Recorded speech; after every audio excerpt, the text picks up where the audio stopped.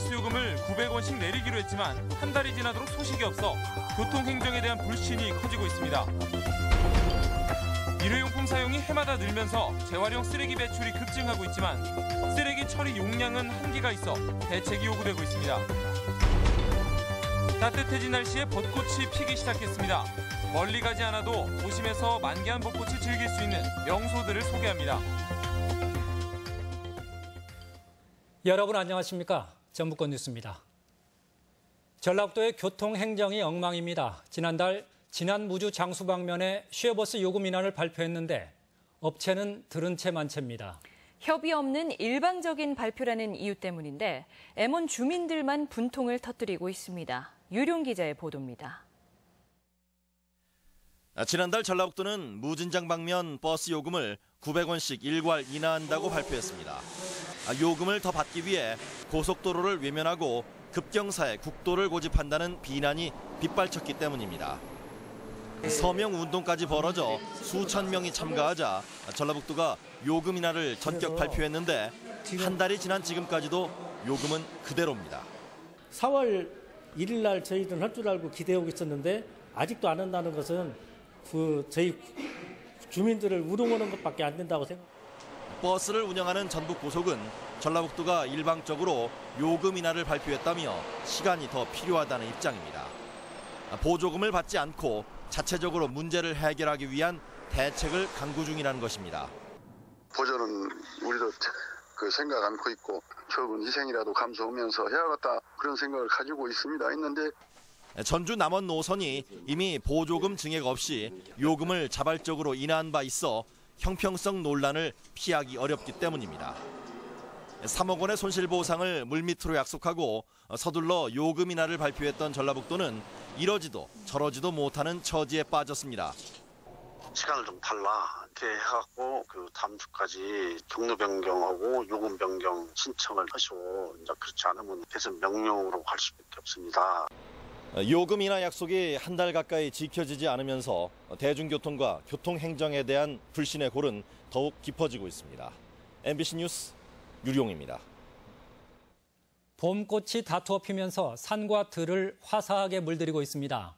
하루가 다르게 빨라지는 꽃 소식에 도심의 봄꽃 명소도 그야말로 절정입니다. 김하연 기자가 소개합니다. 봄볕이 짙어지자 제방에 촘촘히 선 벚나무들이 기다렸다는 듯 꽃망울을 터뜨렸습니다. 실록을 자랑하는 버드나무 가지와 어우러져 설레는 풍경이 만들어집니다. 도심 곳곳에서도 벚꽃이 팝콘처럼 부풀어 은은한 향내를 뿜어냅니다. 항상 봄 되면은 벚꽃이 제일 기다려지거든요. 그래서 애들하고 같이 벚꽃도 보고 즐겁게 놀려고 나왔습니다. 가장 먼저 봄을 알렸던 목련은 우아한 자태가 여전하고 개나리도 진노랑의 아름다움을 더해갑니다. 많게는 한 달 이상 개화 시기에 차이가 났던 봄꽃들은 온난화 등으로 피는 시기가 점차 비슷해지고 있습니다. 벚꽃은 올해 평년보다 이틀 일찍, 지난해보다 5, 6일가량 늦게 펴 이번 주말 절정을 이룰 것으로 보입니다. 전주에선 정해사 입구와 완산칠봉 진입로, 아중천과 전주천 등에서 봄꽃과 어우러진 벚꽃을 감상할 수 있습니다. 벚꽃 절정 시기는 개화 후 만개까지 일주일 정도 소요되는데요. 지역적으로 약간 차이는 있지만 이번 주부터 다음 주 중반 정도까지 활짝 핀 벚꽃을 볼 수 있을 것으로 전망됩니다. 벚꽃 절정 시기에 맞춰 이번 주말부터 정읍천면과 순창 옥천골, 부안 상서면 계암동 등에서도 벚꽃 축제가 펼쳐집니다. MBC 뉴스 김하연입니다.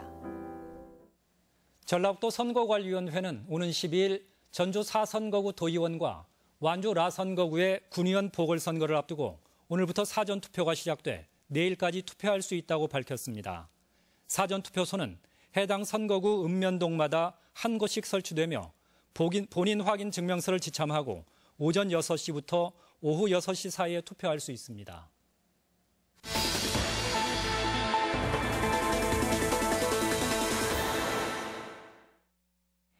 재활용 처리를 감당할 수 없을 정도로 일회용품 사용이 늘고 있습니다.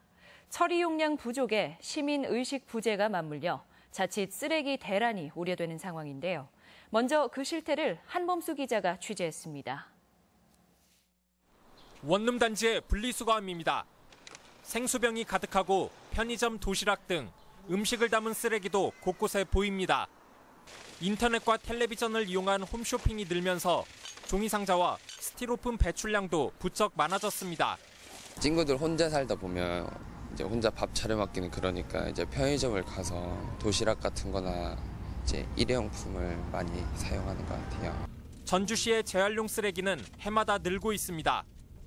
지난 2012년 64톤이었던 하루 평균 재활용 쓰레기 발생량은 지난해 83톤까지 급증했습니다.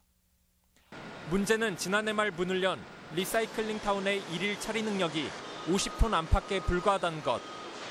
아파트에서 나오는 30톤가량은 광주의 민간업체에 무상으로 제공하는 실정입니다. 애초에 재활용 쓰레기 발생량 예측을 잘못했다는 지적도 나옵니다. 차후에도 계속해서 지금 물량이 이렇게 늘어난 것에 대해서는 임시 보관 또는 타 그 업체로 하여금 해서 같이 이렇게 처리할 수 있도록 이렇게 하고. 쓰레기 분리수거만 잘해도 처리량이 절반가량 줄어드는 만큼 시민 교육과 더불어 쓰레기 처리에 대한 장기적인 고민이 필요해 보입니다. MBC 뉴스 한범수입니다. 이처럼 재활용 쓰레기가 넘쳐나지만 정작 재활용률은 절반도 되지 않습니다. 아예 분리배출을 하지 않는 데다 실제 자세한 방법을 모르는 것도 이유 중 하나입니다. 계속해서 이경희 기자입니다. 주택가 분리수거함입니다. 온갖 재활용 쓰레기가 뒤엉켜 쌓여 있는데 분리배출이 잘못된 것들이 대다수입니다. 랩이 제거되지 않은 채 버려진 스티로폼, 음식물이 담겨있는 플라스틱, 유리병도 흔하게 찾아볼 수 있습니다. 비닐도 아무렇게나 버려져 있습니다. 음식물이 묻어있는 라면 용기도 재활용이 아닌 소각을 해야 되는 일반 쓰레기입니다. 이렇게 섞여 들어오는 쓰레기는 사람이 나서 일일이 선별해야 하는 실정입니다. 아무래도 이제 여기에 이제 갖다 놓는 저기서 이런 것 저런 거 분리하는 것이 정확한 저기는 못하지요. 재활용이 가능한 품목은 종이류와 병, 플라스틱과 비닐 등입니다. 캔과 유리, 플라스틱은 내용물을 제거하고 배출해야 하고 스티로폼은 테이프가 붙어 있거나 색이 첨가돼 있으면 재활용이 불가능합니다. 비닐은 부피를 줄여서 따로 모아 배출하지 않으면 재활용 선별기계 고장의 원인이 됩니다. 전단이나 저희 소식지를 활용해서 어떤 구체적인 사용 분류 방법에 대해서 홍보해 나가겠습니다. 전주시가 한 해 재활용 쓰레기를 처리하는 데 쓰는 비용은 8억여 원. 이 중 절반가량은 잘못 배출된 쓰레기에 사용되고 있습니다. MBC 뉴스 이경입니다. 전북 지체장애인협회는 오늘 도의회에서 기자회견을 열어 현대자동차가 뇌출혈로 작업 능력을 잃은 전주공장 근로자 47살 최모 씨를 부당하게 해고했다며 최 씨의 복직을 요구했습니다. 현대자동차는 이에 대해 최 씨가 당국으로부터 산업재해 인정을 받지 못한 데다 질병의 재발 위험도 있어 해고가 정당하다고 주장했습니다. 오늘 새벽 0시쯤 무주군 동남동 쪽 135km 지점에서 규모 2.0의 지진이 관측됐습니다. 기상청에 따르면 이번 지진은 단층의 움직임에 따른 것으로 다행히 강도가 약해 접수된 피해 신고는 없었습니다. 도내에서는 지난달 6일 부안군 위도 인근 해상에서 규모 2.0의 지진이 발생했으며 이번이 올 들어 두 번째입니다. 전주지방검찰청 군산지청은 점유이탈물 횡령 혐의로 73살 조모 씨 등 주민 4명을 벌금 180만 원의 약식 기소했습니다.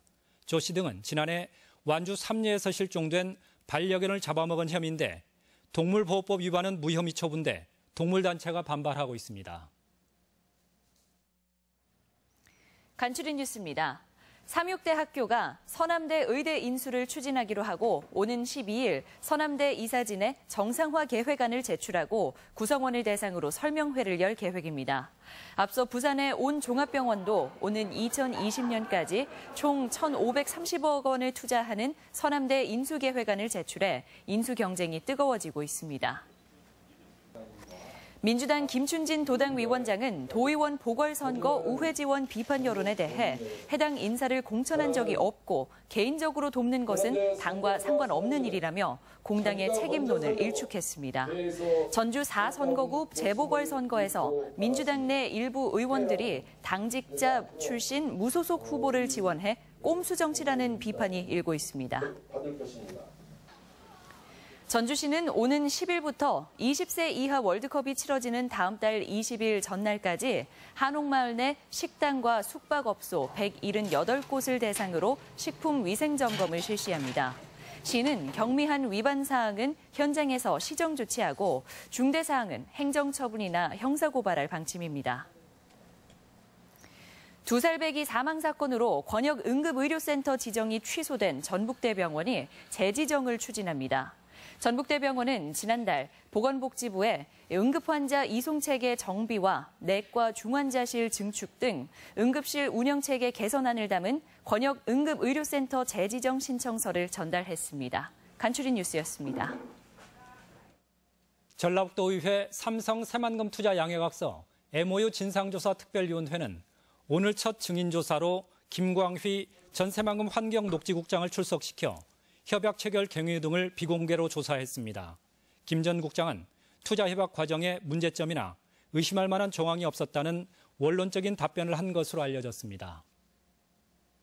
익산경찰서는 가정집에서 귀금속을 훔친 35살 이모 씨를 야간 주거침입 절도 혐의로 구속했습니다. 경찰에 따르면 이 씨는 지난달 2일 익산시 주연동의 한 빌라 1층에 주방 창문을 열고 몰래 들어가 다이아몬드 등 시가 1,800만 원 상당의 귀금속을 훔친 혐의입니다.